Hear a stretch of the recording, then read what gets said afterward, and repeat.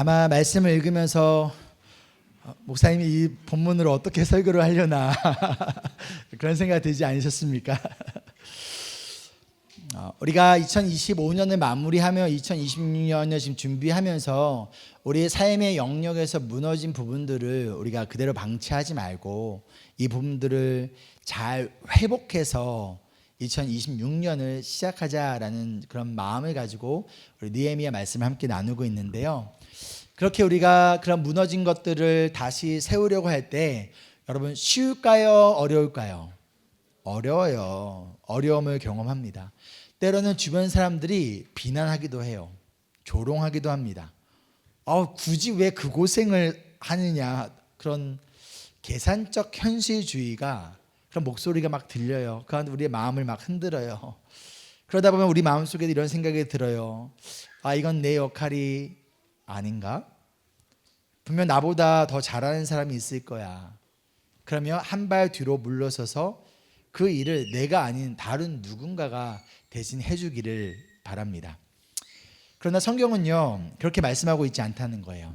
하나님은 한 명의 혹은 몇 명의 특별하고 능력 있는 사람들을 통해서 하나님의 나라를 이루시고 무너진 것을 회복시키신 하나님이 아니라 부족하지만 연약하지만 각자 자기 자리에서 맡아진 삶의 영역들을, 그 부분들을 충성하며 그 무너진 자리와 무너진 마음을 회복하기 위해 나아가는 여러 사람들을 통하여, 즉 공동체를 통하여서 하나님께서는 무너진 자리를 회복시키시고 하나님의 나라를 확장시켜 가신다라는 거예요. 오늘 우리 함께 나눌 말씀은요, 혼자가 아니라 우리가 각자 자리에서 함께 세우며 나아갈 때 하나님이 이루신다, 이 부분을 여러분과 함께 나누고자 합니다. 먼저 지난주 나눴던 18절에 보면요, 느헤미야 그 예루살렘 백성들에게 하나님의 손하신 손길이 나를 보살펴 주셨다, 이제 하나님의 손길을 바라보게 합니다. 그 결과 그동안 무너졌던 성벽에 익숙해졌고 그런 처참한 상황에도 이제는 아무렇지 않은 그 무관심의 상태에 있었던 유다 백성들이 이 성벽을 재건축하는 일을 이제 어떻게 생각하게 됩니까? 정 쓸모없는 일이야, 그건 아무런 의미 없어가 아니라 보람 있는 일로 생각하고 시작했다는 거예요. 이처럼 여러분, 우리가 어떠한 생각을 가지냐 굉장히 중요해요. 현실은 무너진 성벽입니다. 현실은 어려워요. 그러나 우리가 생각이, 그래 이건 보람 있는 일이야, 하나님이 함께 하시고 하나님이 이것을 이루실 거야 라는 생각을 가지고 나갈 때 우린 비로소 시작할 수 있다는 거예요. 근데 우리가 언제 시작하지 못할까요? 이건 보람 있는 일이 아니야, 이건 쓸모없는 일이야, 이건 내가 할 수 없는 일이야, 이건 불가능한 일이야 라고 생각할 때 우리는 시작조차 하지 않는다는 것이죠. 느헤미야는 그런 시작조차 하지 않고 있었던 유다 백성들을 깨웁니다. 그들이 하나님을 바라보게 합니다. 그 결과 그들이 시작하게 하고 있는 그 타이밍에 19절에 오늘 말씀, 그 지역에 있었던 정치적 지도자였던 산발락과 도비아와 겟셈이 조롱하기 시작해요. 그리고 성벽을 세우는 것은 왕에게 반역하는 것이라며 거짓 프레임을 씌우고 이들을 막 업신여기고 비웃고 있어요. 이처럼 여러분이 무너진 삶의 자리를 다시 일으키고 신앙을 회복하며 때로는 하나님 나라를 위하여서 또 맡겨진 사명을 위하여 헌신하며 나아갈 때 그것을 격려하고 도와주는 사람도 있지만 때로는 조롱하고 비난하고 업신여기고 그것을 못하게끔 우리의 의지와 생각을 꺾어버리려는 사람들도, 그리고 사탄의 유혹도 있을 수 있다는 거예요. 때로는 왜 그렇게 사냐, 가뜩이나 이민생활 힘든데 좀 더 편하게 살면 되지, 왜 쓸데없이 시간과 에너지와 돈을 낭비하냐, 가운데 조롱과 비난과 비웃는 사람들이 있을 수 있다라는 거예요. 그럼 그런 사람들을 만났을 때 우리는 어떻게 해야 될까요? 무시하면 될까요? 아니면 여러분이 가지고 있는 힘으로 눌러버려야 될까요? 20절을 보면요, 느헤미야는요 힘으로 맞서지 않아요. 이게 중요한 거예요, 여러분. 힘으로 맞서서 싸워 이길 수 있는 힘이 느헤미야가 있었을까요, 없었을까요? 있었어요. 1장에서 보았던 것처럼 느헤미야가 올 때 혼자 오지 않았어요. 장관과 기병대와 즉 군대가 함께 왔어요. 이거는 왕의 명령이고 느헤미야 뒤에는 페르시아 왕이 서포트하고 있었어요. 느헤미야는 충분히 힘으로 싸워 이길 수 있었지만 힘으로 이들과 싸우려 하지 않아요. 누구처럼? 예수님처럼.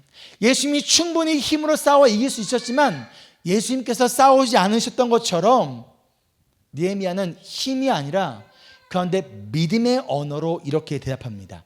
함께 읽겠습니다. 시작. 내가 나서서 그들에게 대답하였다.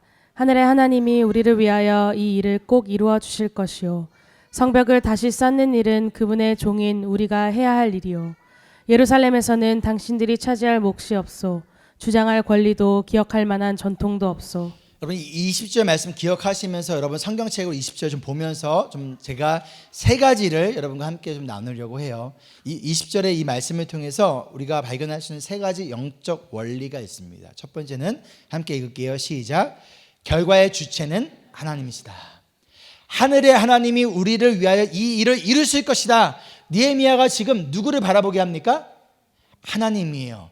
이 일을 이루실 즉 결과의 주체가 누구라는 거예요? 페르시아 왕이나 총독인 내가 아니라 하나님이시다라고 고백하고 있다는 거예요. 인간의 가능성에 집중하게 하는 것이 아니라 하나님의 섭리와 하나님의 주권과 하나님의 능력을 바라보게 하고 있다는 거예요. 느헤미야는 이 성벽 재건의 성과가 즉 결과가 리더인 나에게 달려있는 것이 아니라 바로 하나님에 달려있다는 것을 알았어요. 마찬가지로 우리가 하는 일들이 여러분들이 무너진 자리를 회복하며 하나님 나라의 확장을 위하여 때로는 맡겨진 사명을 위하여 감당하며 나아갈 때 그 일이 진짜로 하나님의 일이 되려면요 그 결과를 누구한테 맡겨야 되는 거예요? 하나님께 맡겨야 되는 거예요. 하나님께 내가 책임지려는 것이 아니라 하나님께 맡기는 믿음이 필요하다는 거예요. 하나님이 이루실 것을 믿는 사람만이 끝까지 포기하지 않고 때로는 조롱이 와도 비난이 와도 공격이 와도 흔들리지 않을 수 있다는 거예요. 자, 두 번째. 그렇다면 순종의 주체는 누구예요? 하나님의 종인 우리라는 거예요. 결과의 주체는 하나님이시지만 순종의 주체는 우리예요. 이어서 이렇게 얘기합니다. 20절에 성벽을 다시 쌓는 일은 그분의 종인 우리가 해야 할 일이다. 느헤미야가 하나님이 하신다라고 고백함과 동시에 우리에게 주어진 책임을 회피하지 않아요. 하나님이 하시니까 우리는 아무것도 안 해도 돼. Sounds great, 그렇죠? 뭔가 하나님의 주권을 인정하는 것처럼 들려요. 아니요, 이건 책임 회피예요. 하나님이 하시니까 우리는 어떻게 해야 된다? 그 일을 해야 한다는 거예요. 우리는 하나님의 종으로 부르심을 받았기 때문에 하나님이 하실 것이다. 그러니 우리가 해야 한다. 즉 믿음과 순종의 이 균형을 느헤미야는요 붙잡고 있었다는 거예요. 결과의 주체는 하나님이시지만 그 하나님 믿고 신뢰한다면 우리는 그것을 이루실 하나님의 말씀에 순종하는 주체는 바로 하나님의 종인 우리라는 것이죠. 그 이어서 세 번째를 얘기하는데 이렇게 얘기합니다. 그 공격하는 자들에게 이렇게 얘기해요. 당신들은 예루살렘에서 차지할 몫이 없고 주장할 권리도 기억할 전통도 없다. 지금 바운더리를 경계를 딱 긋고 있어요. 느헤미야 이 말은요 우리의 이 성벽 재건 공사는 단순한 도시 복원 프로젝트가 아니라 사실 언약 공동체 회복 사역이었어요. 하나님의 자녀들이 하나님과 언약이 맺어진 백성들이 어느 순간 그 사명을 잊어버린 채 살아가는 그들을 느헤미야는 그들을 다시 그 사명에 동참할 수 있도록 지금 끌어당기고 있어요. 그런 가운데 산발락과 도비아와 게셈 같은 정치적으로 힘이 있는 자들, 그러나 신앙적으로는 하나님의 언약 백성이 아닌 자들, 그들과 느헤미야는요 성벽 재건을 위하여 타협하지 않아요. 비굴하게 그들의 도움을 구하고 있지 않다는 거예요. 대신 이 일은 하나님의 일이야. 그러니 하나님이 부르신 자들만 참여할 수 있어. 너희들 나중에 어떤 권리도 어떤 것도 주장할 수 없어. 그러며 정확하게 그 경계를, 그 바운더리를 확실하게 세우고 있다라는 것이죠. 이 세 가지를 한 문장으로 요약하면 이렇습니다. 함께 읽어볼까요? 시작. 결과는 하나님이 이루시고 순종은 우리가 감당하며 경계는 하나님의 거룩으로 세워진다. 이것이 우리가 닮아가야 할 느헤미야의 리더십이고 하나님의 나라를 함께 세워가는 우리 임브레스 교회의 정신이 되기를 소망합니다. 아멘. 자, 이어진 3장 볼 거예요. 이제부터 본격적으로 이제 성벽과 성문을 다시금 이제 그 리빌딩하는 사건을 보여줍니다. 자, 그 가운데 3장 1절을 한번 볼까요? 다 같이 읽겠습니다. 시작. 대제사장 엘리야십이 동료 제사장들과 함께 나서서 누가요? 누가 가장 먼저 나서고 있어요 지금요? 대제사장과 동료 제사장들이, 그 공동체 리더들이 가장 먼저 반응하고 있다는 거예요. 이 무너진 성벽 앞에서, 외부의 공격 앞에서 아마도 백성들의 마음은 흔들렸을 거예요. 이게 될까? 가능할까? 그 가운데서 가장 먼저 말씀에 반응하며 가장 먼저 팔을 걷고 손에 흙을 묻히는 자들이 누구였다? 대제사장과 제사장들, 그 공동체의 리더들이었다는 거예요. 이처럼 여러분, 진정한 영적 리더는 상황을 바라보며 주저하거나 혹은 뒤에서 말로만 지시하는 사람이 아니라는 거예요. 그 하나님의 말씀을 듣고 가장 먼저 반응하고 가장 먼저 앞장서서 나아가는 사람이 공동체의 리더라는 것이죠. 특별히 아직 불확실한 상황이에요. 아마도 사람들 마음에 될까? 지금 함께 할까? 좀 기다려야 되지 않을까? 지금 산발렛과 게셈과 이 도비아가 막 이러고 있는데 정말 이거 반역하는 거면 어떡해? 아마도 공동체의 마음이 막 흔들리고 있었을 거예요. 그렇죠? 그 가운데 리더의 모습이 공동체의 방향을 결정하고 있다는 거예요. 생각해 보세요. 140년 동안 무너진 성벽 앞에 익숙해져 있던 백성들, 다시 세워야 한다는 그들의 마음 가운데 뜨거운 열정에 이 겟셈과 도비아를 통하여 찬물이 확 끼어진 그 상황 가운데서 그 결정적인 순간 바로 제사장들이 움직였다는 거예요. 이처럼 언제 리더가 혹은 진정한 리더십이 빛을 발하는지 아십니까? 모든 것이 순조로울 때, 아무런 문제가 없고 모든 것이 잘 되고 평안할 때가 아니에요. 오히려 공동체의 믿음이 흔들리고 뭔가 열정이 식어버리고 분위기가 차가워진 그 순간 가운데, 아무도 나서려고 하지 않는 그 상황 가운데서 하나님의 말씀에 반응하는 리더가 먼저 일어나 앞장서 나아갈 때, 그것이 그 공동체의 방향성을 이끌어 간다라는 것이죠. 그 모습을 보고 식어가던 공동체가 다시 힘과 열정을 얻게 될 수 있다라는 거예요. 그래서 이어진 2장부터의 말씀을 보면요, 그 다음에 사람들이 막 이제 조인하기 시작합니다. 그렇죠? 자, 그런데 제사장들이 가장 먼저 고친 곳이 어디였죠? 양문입니다. 양문은 어떠한 곳이냐면요, 당시 예루살렘 성벽에 양들이 다니는 문이 있었어요. sheep gate라고 합니다. 예수님께서 요한복음에 자기를 향하여서 나는 sheep gate, 양의 문이다라고 말씀하세요. 이 양문은 어떠한 곳이냐면요, 제사를 드리러 갈 때 양이 지나갈 수 있는 공간이었어요. 가운데서 그 양이 하나님께 드려기에 온전한 양인가 아닌가 그곳에서 검사를 했습니다. 즉 양의 문은 곧 예배의 문의 시작이었다는 거예요. 근데 양의 문이 지금 무너졌다는 것은 지금 뭐가 드려지지 않고 있었다는 거예요? 제사와 예배가 하나님께 드려지고 있지 않았다는 거예요. 그 가운데서 제사장들이 가장 먼저 앞장서서 회복시킨 것이 무엇이냐면요, 결국 예배를 회복시키고 있었다는 거예요. 여러분, 예배가 무너지면요, 우리의 신앙과 삶이 함께 무너지게 되어져 있어요. 예배가 무너진 사람치고 올바른 믿음의 삶을 살아가는 사람은 없습니다. 여러분의 삶을 한번 돌아보세요.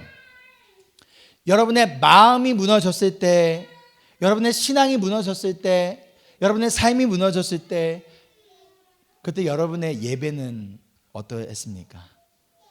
반대로 삶이 무너지고 마음이 무너지는 어려운 상황이 찾아오더라도 우리의 예배가 무너지지 아니하면, 그 예배 가운데 하나님을 만나고 예배를 통해 공급하시는 하나님의 은혜를 붙들면 어떠한 인생의 고난과 폭풍 가운데서도 우리의 인생은 절대 무너지지 않는다라는 거예요. 여러분, 예배가 무너지지 않으면 여러분의 가정도 무너지지 않습니다. 예배가 무너지지 아니하면 어떠한 비난과 조롱과 고난과 공격이 있더라도 우리 교회는 절대 무너지지 않습니다. 여러분의 무너진 자리를 회복하기 위하여 여러분, 가장 먼저 여러분들이 해야 될 것이 예배 회복이라는 거예요. 여러분 삶에 어느 순간 무너진 예배의 자리가 있습니까? 하나님 앞에 나아갔던 그 양문이 이 시간 무너져 있으니까 여러분, 그거부터 회복시켜야 돼요. 하나님 앞에 나아가는 그 예배의 자리부터 여러분들 회복하시기를 소망합니다. 아멘. 5절에 보면요, 드고아 사람이 나와요. 근데 이 사람들은요, 자신들이 맡겨진 역할들을 잘 감당했어요. 근데 이걸로 끝이 아니에요. 27절에 보면요, 또 나와요. 드고아 사람들이. 이게 뭘 의미하는지 아세요? 자신들이 해야 될 역할을 다 하고 뭐 하고 있는 거예요? 다른 사람들이 끝내지 않은 것을 가서 지금 도와주고 있다는 거예요. 내 할 일 다 했네? 나는 쉬고 팔짱 끼고 구경하는 것이 아니라 내가 맡은 역할들 최선을 다하고 저기가 아직 안 됐네? 저기가 아직 또 사람이 필요하네? 걸로 가서 지금 도와주고 협력하고 있다는 거예요. 이러한 사람들이 있었기 때문에 성벽 공사가 52일 만에 끝날 수 있었던 것 아닐까요? 근데 문제는요, 5절 말씀 다시 가볼까요? 이 드고아 사람들 가운데 어떤 유력자들이 있었대요. 즉 가문의 귀족들인 거예요. 힘과 영향력이 있는 사람들인 것이죠. 그들은 협조하지 않았대요. 온 백성들이 땀을 흘리며 성벽 재건 공사에 집중하고 나아갈 때 그 집안의 리더들은, 그들은 아무것도 하지 않은 채 협조조차 하지 않고 있었다는 거예요. 아마도 정치적인 입장 때문일 수도 있어요. 겟셈과 아까 도비아와 산발랏이 다른 리더들이 막 공격하고 있는 그 상황 가운데 우리가 어떻게 해야 되나? 어느 편에 서야 되나? 그런 고민 가운데 있을 수도 있어요. 또는 나는 지금 성벽 무너져도 잘 먹고 잘 살았는데 그 나와는 상관없는 일이야. 또는 나 지금 나 먹고 사는 문제도 너무 바쁘고 정신없는데 내가 무슨 성벽까지 신경 쓸 겨를이 있어? 난 몰라. 어떠한 이유였든 간에 중요한 것은 모두가 함께 동참하고 있을 때 이들은 구경꾼으로 서 있었다라는 거예요. 그렇다면 이 성벽이 완성됐을 때 모두가 기뻐하고 즐거워할 때 이들은 함께 기뻐할 수 있었을까요? 그때 나도 같이 참여할 걸. 오히려 공사에 참여하지 않았던 사실에 부끄러워하지는 않았을까요? 무너진 자리의 회복을 위하여, 또 맡겨진 사명을 위하여, 공동체에 주신 비전을 위하여 우리가 함께 땀 흘리며 그 사명을 이루어 나갈 때 최선을 다하여 참여하는 사람들도 있고, 나는 방해만 안 하면 되지 뭐라며 구경꾼으로 서 있는 사람들도 있을 수 있다라는 거예요. 여러분은 어느 쪽에 서 계시겠습니까? 우리 모두 함께 땀 흘렸으면 좋겠습니다. 그 마지막에 우리 모두가 함께 기뻐했으면 좋겠습니다. 아멘. 8절에 볼게요. 두 사람이 나타나요. 우시야와 하나냐예요. 근데 굳이 이들의 직업을 알려줘요. 하나냐의 직업, 우시야는 세공장이래요. 세공장인은 어떠한 직업이었냐면요, 당시에 보석을 만드는 사람이었어요. 그리고 향품 제조업자의 하나냐는 향품 제조업자예요. 즉 뭘 만드는 사람이에요? 향수를 만드는 사람이에요. 종종 우리 로지가 우리 에덴이한테 그런데요. 너네 아빠 냄새가 왜 이렇게 좋냐고, 어떤 향수 쓰냐고, 어떤 거 쓰냐고 물어본대요. 저 여러분 냄새가 좋아요. 궁금하신 분 있으면 제가 알려드릴게요. 그런데 이 둘의 공통점이 있어요. 뭘까요? 이 그 보석 만든 사람과 향수 만든 사람, 이 둘의 공통점이 뭘까요? 다 손으로 일하는 사람들이에요. 손이 굉장히 중요한 사람들이에요. 근데 이 사람들이 자신의 손으로 넓은 벽에 이르기까지 예루살렘을 복구하고 있다는 거예요. 즉 자신들의 소중한 손을 아낌없이 사용하고 있다는 거예요. 혹시나 이 공사를 하다 손가락이라도 다치거나 하면 먹고 사는데 큰 문제가 생겨요. 여러분 기억나세요? 작년에 제가 계속 몇 개월 동안 기침이 멈추지 않았잖아요. 그래서 뭐 폐에 습기가 차기도 했었고, 그래서 몇 개월을 막 약 먹고, 뭐 나중에는 그거 있잖아요. 그거 있잖아요. 스테로이드까지 했는데도 처방이 안 나가지고, 그래서 그때 내 마음을 아세요. 우리 GP 선생님이 저보고 뭐라 그러냐면 직업이 뭐세요? 직업을 좀 바꾸셔야 될 것 같다고 저보고 그러시는 거예요. 그때까지만 해도 그분이 제가 목사인 거 몰랐거든요. 그래서 제가 목사라고 하니까 가보니 목사님 하면서 한국 분이셨는데, 사실요 제가 예전부터 교회 다녔는데 지금은 안 다니고 있는데요 하면서 이제 이런 고백이 시작됐는데 제가 목이 아프다고 해서 이거 그만둘 수 있어요? 없어요? 없어요. 이들이 그랬다는 거예요. 나의 손이 너무나 소중하지만 이거를 다치면 먹고 살 수 없지만 그럼에도 불구하고 이것에 함께 동참했다라는 것이죠. 이처럼 이 무너진 성벽은 이러한 사람들을 통해서 다시 세워져 가고 있다는 거예요. 능력 있는 사람, 돈 많은 사람이 아니라 자기 자신을 희생하는 사람, 나의 소중한 것을 아끼지 않는 사람들. 이처럼 하나님의 나라는 구경꾼이 아니라 나의 것을 드리며 나아가는 사람들을 통하여 세워져 간다라는 것이죠. 12절에 여러분 이러한 사람도 등장을 합니다. 함께 읽어볼게요. 시작. 그 다음은 예루살렘의 반쪽 구역의 책임자이며 할로에스의 아들인 살룸이 자기 딸들과 함께 보수하였다. 자, 살룸이라는 사람이 등장해요.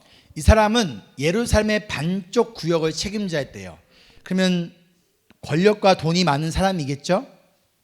근데 그 사람이 자기 딸들과 함께 나왔대요. 일을 시키는 게 아니라 딸들과 함께 나왔대요. 근데 왜 딸들과 함께 나왔을까요? 그걸로 봐서 아들들은 없었던 것 같아요. 근데 그 당시에 이런 일들에 딸들은 나오지 않았다라고 합니다. 그런데 딸들도 안 나와도 되는데 굳이 나왔다는 거예요. 안 해도 되는데 이렇게 높은 사람이 굳이 딸들까지 데리고 나왔다는 거예요. 한번 상상해 보세요. 평소에 화려한 드레스에 뭐 구찌나 에르메스 같은 명품백을 들고 다니던 그런 부잣집 딸들이에요. 그 부잣집 딸들이 어느 순간 추리닝에 빨간색 목장갑을 끼고 지금 나와서 뭐 하고 있는 거예요? 막 벽돌을 나르고 있는 거예요. 이들이 뭐 일을 해봤겠어요? 이거 얼마나 도움이 되겠어요? 뭐 방해만 안 되면 되지 뭐, 그렇죠? 하지만 일의 효과를 떠나서 이들의 모습을 보던 다른 백성들의 마음은 어땠을까요? 굳이 딸들이 안 나와도 되는데, 저 높은 사람이 굳이 딸들까지 나와서, 저거 안 해본 사람이, 저 어떻게 막 벽돌 떨어뜨리는 모습을 보면서, 왜 나와서 방해야? 이런 마음이 들었을까요? 아니면, 저 사람도 저렇게 하는데, 얼마나 마음의 힘이 되었을까요? 함께 참여하지 않아도 누구나 인정할 수 있는 이유가 있음에도 불구하고 그럼에도 함께 동참하는 사람들을 통하여 다른 누군가들이 큰 힘과 위로를 받는다는 거예요. 9월에 저희 가정이 한 달 동안 이제 없었잖아요. 그 기간에 우리 교회 공식적인 귀염둥이자 척척 박사인 우리 재웅 전사님도 없었어요. 휴가랑 결혼식 허니문이랑 그다음에 우리 또한 우리 사역 인턴들도 그 한국 멘토링 투입 때문에, 그래서 사역자들이 전도사님 외에 아무도 없었던 주가 있어요. 근데 그때 우리 성도님 중에 한 분이 자원을 해서 전도사님한테 다음 주 피아노 반주 제가 할게요 라고 이야기를 했대요. 근데 아직 어린 자녀들이 2명이 있기 때문에 섬길 수 있는 상황이 아니라서 당연히 생각도 못하고 부탁도 하지 않았는데, 먼저 찾아와서 그것을 섬기겠다라는 말에 우리 전도사님 너무나 큰 힘과 위로가 되었대요. 만약 그때 그 도움이 없었다면 우리 전도사님이 사표를 내지 않았을까 싶습니다. 우리가 누군가에게 힘과 위로가 되었으면 좋겠어요. 잘해서가 아니에요. 딸들이 얼마나 했겠어요. 그 귀족 딸들이, 그렇죠? 하지만 그 지치고 힘든 순간에 함께 참여하는 모습에 그 백성들에게 힘과 위로가 되었던 것처럼 우리도 마찬가지로 누군가에게 지치고 힘든 순간에 그리고 우리 서로에게 우리가 힘과 위로가 되었으면 좋겠습니다. 괜히 한다고 했나? 생각보다 너무 힘든데 누군가 이런 생각을 가지고 있을 때 안 해도 되는데, 하지 않아도 될 수많은 이유를 가지고 있음에도 불구하고 여러분들이 함께 동참하는 그 작은 헌신의 모습이 누군가에게 큰 위로와 힘이 될 것이라 믿습니다. 아멘. 여진 13절 볼게요.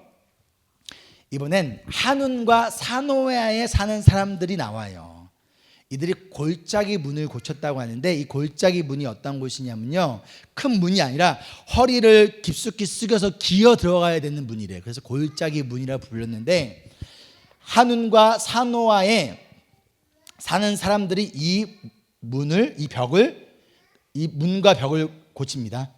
근데 사노아는 어떤 곳이었냐면요, 예루살렘 성벽으로부터 42km 떨어진 곳이었어요. 한운이란 지역은요, 예루살렘 성벽으로부터 67km가 떨어진 곳이었어요. 근데 우리가 10절, 23절, 28절과 다른 구절의 말씀을 보면요, 사람들이 어디를 고치냐면 자기 집 앞을 고쳤어요. 혹은 집 뒤, 우리의 집의 반대편, 즉 무너진 성벽이 자신의 삶에 직접적인 영향을 주는 그 지역들을 다른 사람들은 고쳤는데, 이 한운과 사노아에 사는 사람들은요, 성벽이 무너진 게 자신의 삶에 아무런 영향이 없었어요. 이것이 재건된다고 하더라도 나에게 너무나 멀리 떨어져 있었기 때문에 아무런 베네핏이 되지 않고 있었다는 거예요. 근데 그렇다면 이 성벽을 재건하는 일을 예루살렘 성 안이나 성벽 주변에 살고 있는 사람들에게만 맡겨놔도 되는 거예요. 근데 이런 사람들이 굳이 이 42km나 67km는 곳에서 와가지고 이들이 보셨던 지역이 천자래요. 한국말로 하면 450m가 돼요. 450m가 되는 큰 구역을 공사하고 있는데 이 둘을 바라보며 과연 누가 불평불만을 할 수 있었을까요? 어제 우리 SFC 홈리스 사역을 할 때 우리 영호 성도님이 매주 나와서 봉사를 해요. 근데 이제 얼마 있으면 한국 가요. 이제 방학이라서 한 3년 만에 한국을 가는 거예요. 가면서 벌써 걱정하는 거예요. 오늘도 아까 만났는데 계속 걱정하는 거예요. 특히 우리 일본 선교 가는 그 주에 아무도 없다. 우리 재혁 집사님 혼자 하는데 어떡하냐. 자기가 그게 걱정이다. 한국 가는 거 좋은데 재혁 집사님 혼자서 그 주에 혼자서 재혁 집사님이 혼자서 그냥 하겠다고 했대요. 근데 애기 안고 어떻게 혼자 하냐. 저한테 화장실에 붙잡고 그 얘기 계속 하는 거예요. 제가 걱정하지 마라. 아유 걱정 안 해요 하면서도 또 누가 오겠죠 하면서도 또 계속 얘기해요. 아무튼 그러다가 이제 한국 가면 교회를 어디로 갈까 얘기하다가 제가 한 교회를 소개시켜 줬어요. 살고 있는 곳이 사당이기 때문에 1시간 정도 걸릴 것 같아서 제가 1시간 정도 걸리는데 괜찮아? 그러니까 뭐라고 하는지 아세요? 저 지금 2-3시간 걸려서 교회 다니고 있어요. 1시간 껌이죠. 2-3시간 걸려서 매주 교회를 오고 있는데 1시간 걸린다고 뭐라고 말할 수 있겠느냐라는 것이죠. 이들을 바라보며 예루살렘의 성전에 살고 있는 주민들은요, 너무 고맙고 힘이 났을 거예요. 포기하고 싶을 때마다 저 한온과 산호에 사는 사람들이 와가지고 섬기는 모습을 보면서 이런 마음이 들었을 거예요. 저분들도 이렇게 하는데 내가 불평하면 안 되지. 내가 조금 더 힘을 내야지. 14절에 보면요, 이와 비슷한 케이스가 또 등장을 해요. 거름문이 나옵니다. 말기야라는 사람이 맡은 곳이 거름문이래요. 거름문이 뭘까? 영어로 보면요, dung gate예요. dung gate 뭔지 아시죠? 똥 게이트라는 거예요. 똥. 예루살렘 성전 도시 안에서 나오는 모든 거름, 똥과 오줌들이 빠져나가는 곳이 바로 이 거름문이었어요. 그렇다면 여러분에게 선택권이 있어요. 양문을 고칠래요? 거름문 고칠래요? 한번 손 들어봅시다. 자, 내가 거름문, 솔직히 난 거름문을 고치겠다. 손 한번 들어보십시오. 한 분 계세요. 고치실 것 같아요. 저는 믿습니다. 냄새나고 더럽고 인정받지 못하는 그 자리. 하지만 그 자리에서 묵묵히 함께했던 사람들이 있었기 때문에 이 예루살렘 성벽이 단 52일 만에 완성될 수 있었다는 거예요.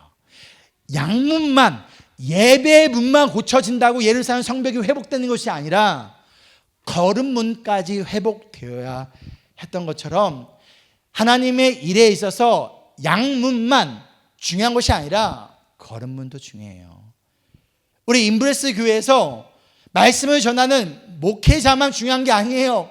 찬양을 인도하는 예배팀이나 아이들 돌보는 리더들이나 화장실을 청소하고 의자를 정리하고 베큐하는 이 모든 손길 하나하나가 하나님의 성벽을 세우는 거룩한 일들이라는 거예요. 어느 한 사람의 역할도 중요하지 않은 역할이 없다라는 거예요. 누군가는 양문을 세웠고 누군가는 거름문을 고쳤고 보이지 않는 자리에서 냄새나고 힘든 일을 감당했던 사람들의 헌신들이 있었기 때문에 그들이 예루살렘을 다시 회복시킬 수 있었다는 것이죠. 우리 사랑하는 인브레스 여러분, 하나님은요, 능력 있는 몇몇 사람들을 통하여 혹은 목회자나 우리 집사님들만을 통하여 일하시는 분이 아니라 우리가 함께 일하기를 원하세요. 하나님의 나라는, 그 무너진 자리는 몇몇 사람이 아니라 비록 각자에 주어진 그 자리에서 내가 할 수 있는 것은 벽돌 한 장이라면 그 벽돌 한 장을 들고 일어서기를 원하신다는 거예요.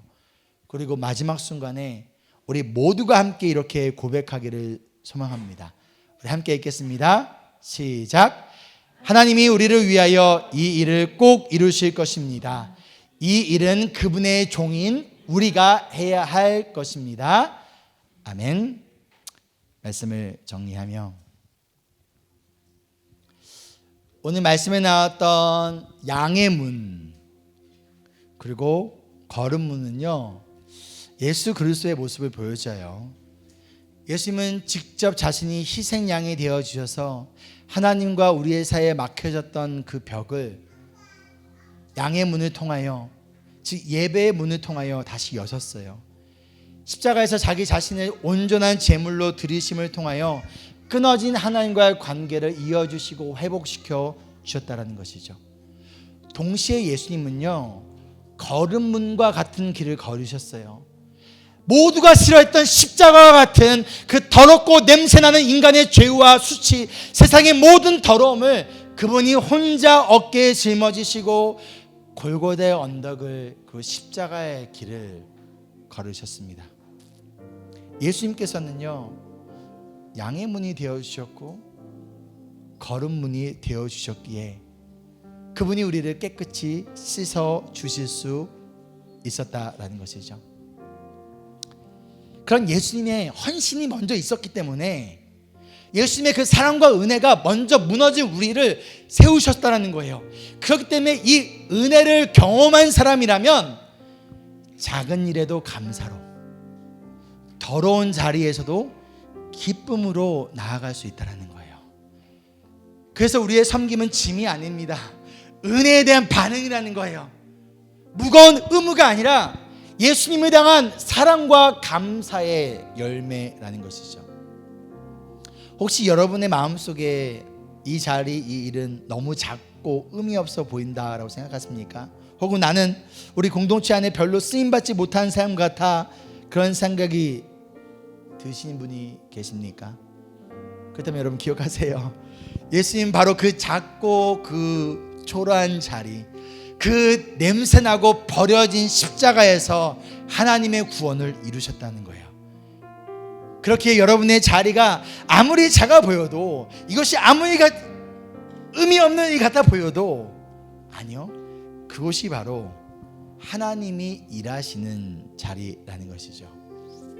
그리고 그 자리에서 묵묵히 내가 될 수 있는 벽돌 하나하나를 들어 올릴 때 그 벽돌들이 모아지는 거예요. 그 결과 무너진 여러분의 삶의 자리가, 나아가 우리 교회에 주시는 하나님이 원하시는 그 사명과 비전이 회복되어지고 세워질 줄 믿습니다. 아멘. 함께 찬양하실까요?